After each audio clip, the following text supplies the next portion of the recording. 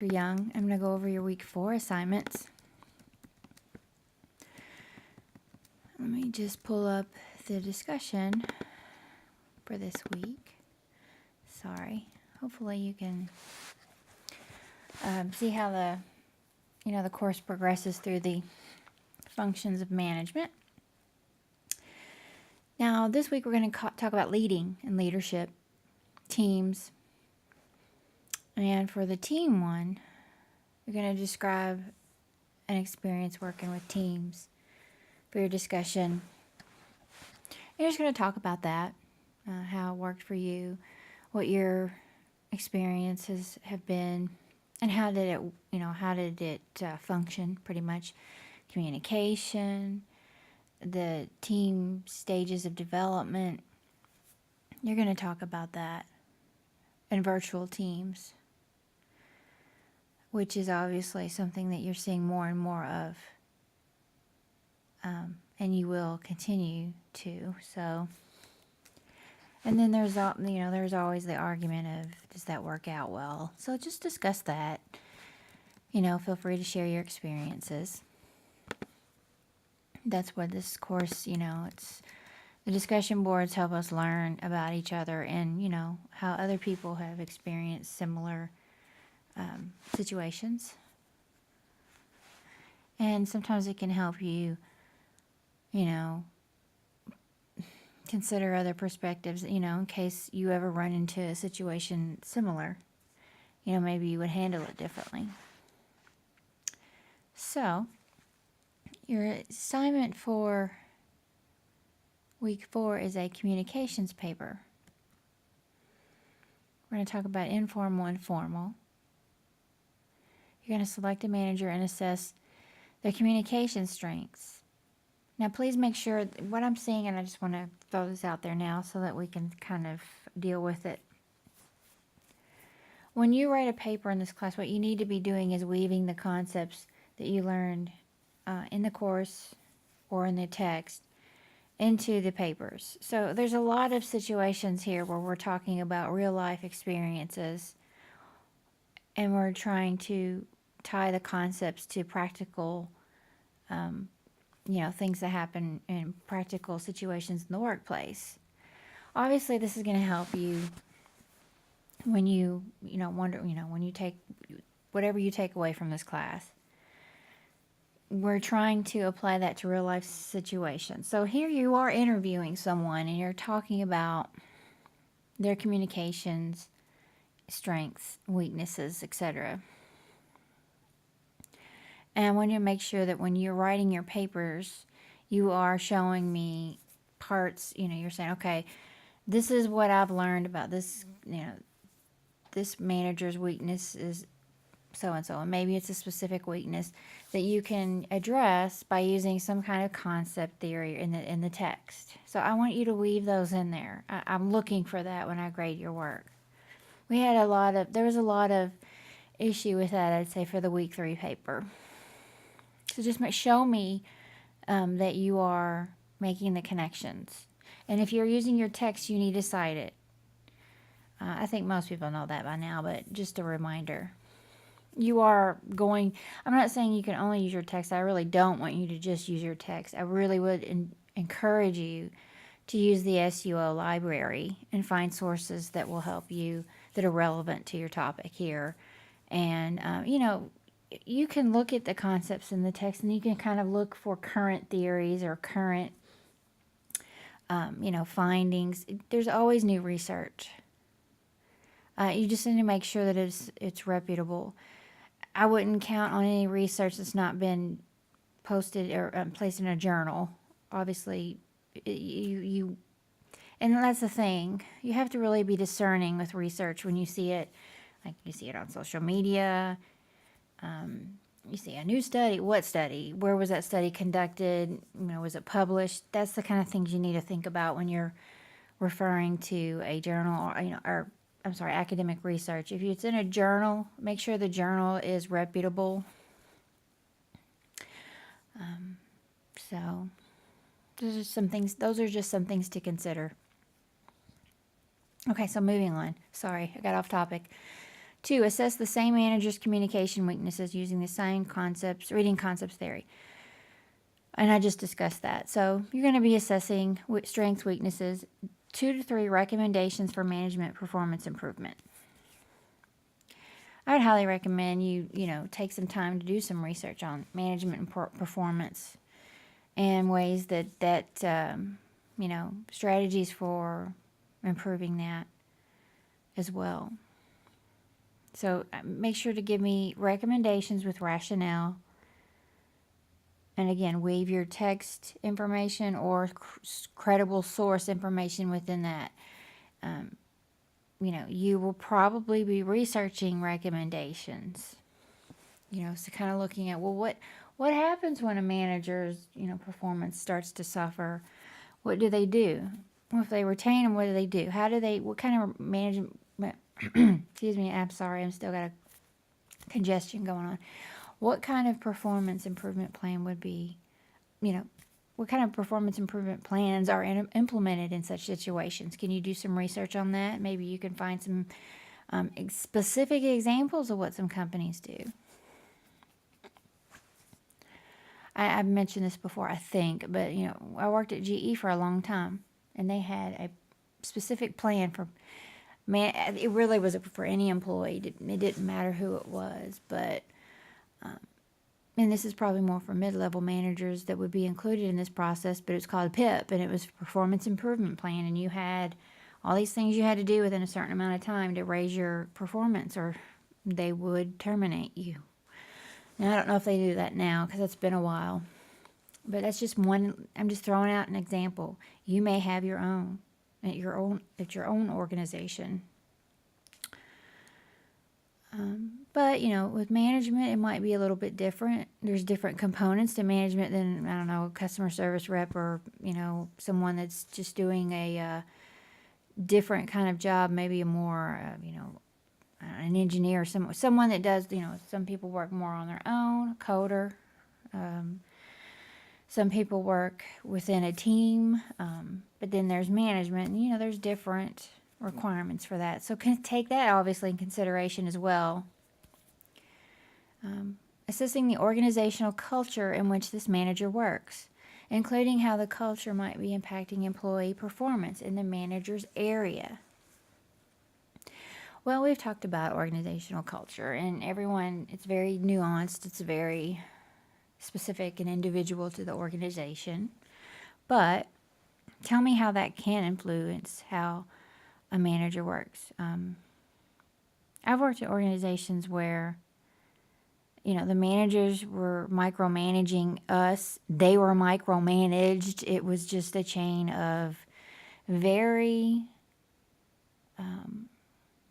structured, it was very hierarchy-based kind of,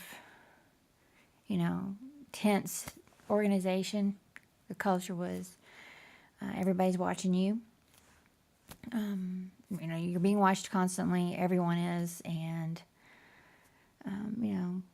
it was very stressful. Of course, I've also been in an organization where it was just kind of like they're very supportive.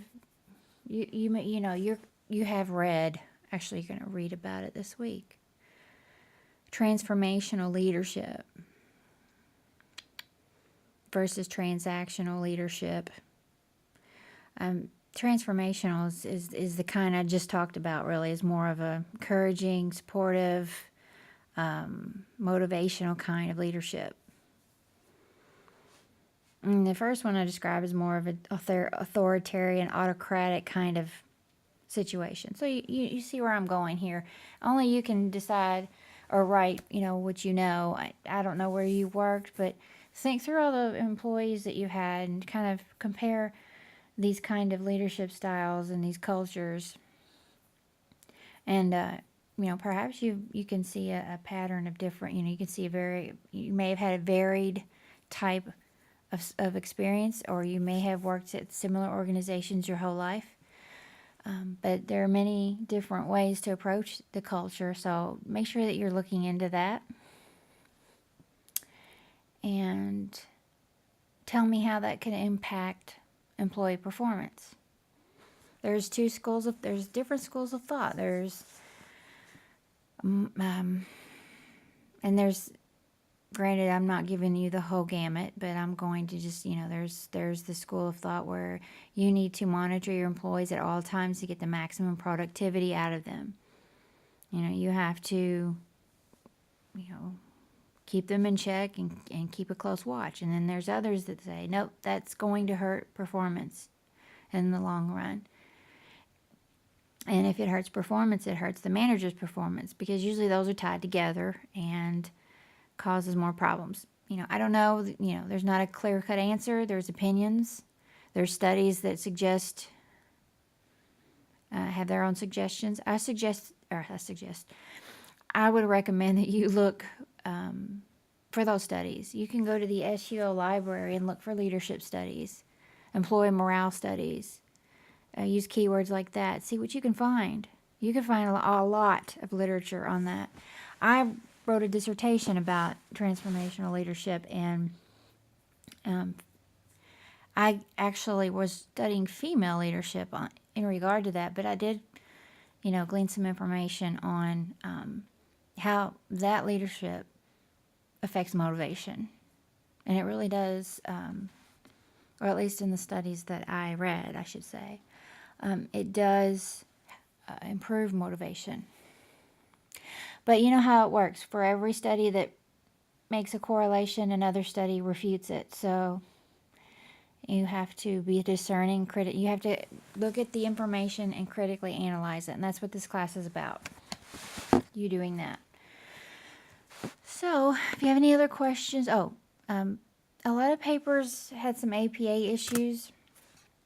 So I'm going to extend this video a little longer because I want to go here and just remind you that there's a model paper and APA resources, but you need to model your paper exactly like the sample paper. I mean, as far as not the content, of course, but running heads, page numbers, title of paper, student name, university. An abstract is a short summary in the beginning of a paper. Does not count. It doesn't count with the page requirements. It is just a short summary. So make sure that you offer that. That's obviously that's part of APA style. Headings. These are headings, titles. You should have those. I'm not talking about the running head. I'm talking about at the beginning of the paragraph. You should have those. And you have level 1 headings. You have level 2 headings. You should have all that in this paper. A level 2 heading, for example, is left aligned. So these are very specific requirements, but I am looking at these because you should be learning APA in an undergraduate in an undergraduate program. That's one of the things that kind of follows you through the whole process is APA style or MLA, but in our case it's APA because whenever you are getting a degree in the social sciences or psychology or business, it's APA. In literature and humanities, it's MLA or maybe Chicago style. I don't know about that really, but APA through this is a business program, so it's APA. And your last paper, or the last page, or the last part here is the references. You can see the references is centered and it is written in, it's not all uppercase, which is what I'm seeing a lot. And the hanging indent is when you would indent the opposite way you would a paragraph, which is this for a reference page. The first line is not indented. All the rest of the lines of the source should be indented. So that's really all. And if you have appendix, diagrams, charts, you can always put it in appendix. That's fine. That would be appropriate. So I just wanted to go over that quickly. And I don't, some of you are like, might not want to, you might be fine with APA. But I just wanted to just go over that because it's a learning process. It's, APA is one of those things that you've got to practice and practice and practice until you get it right. everyone has to do that. So I'm just wanting to offer, I just wanted to offer this little sidebar here as far as getting you up to speed on APA format. All right. That's about it. If you have any other questions or concerns, let me know. I'll be happy to assist you. If you have any questions about your grade, let me know as well. This is just a reminder. Here's what I do. And I've had some students ask, and I understand. But you're probably aware, I teach a lot of schools and different classes, so I grade on Thursdays. So if you submit something late, it will get graded next Thursday because I've got all my other days are booked up with other grading responsibilities. So if you post late, that's fine. I mean, you certainly can, but understand that it's not going to get graded right then either because that's gone to the back of the line, kind of, if you know what I mean. So it's not that I'm ignoring you or I don't want to grade your paper. Or I mean, I will gladly accept anything under the late policy. I understand these things happen. I'm just saying that, I'm just clarifying what my policy is as far as my schedule. And so today it is, for example, a Thursday, so I'm going to grade, and I've already graded your papers for the week 3. So, just wanted to remind you that that is the policy for that. And I don't want anyone to think they're being ignored. So if you have any questions, let me know. You can text me, email me, call me. If you call me, leave your name in class. And same thing if you text me as well. Texting is usually the quickest way to get a hold of me. Well, I hope that you enjoyed the video, and I hope it helped clarify some things with the format and just some of the things that I noticed in the papers. And I would make sure to review your grade 3 feedback very carefully because you have another large assignment on week 5, next week. This class moves by so fast. It's incredible. So, like I said, keep in touch. Communicate with me. There are no stupid questions. And I'm happy to assist. Thanks and have a great week.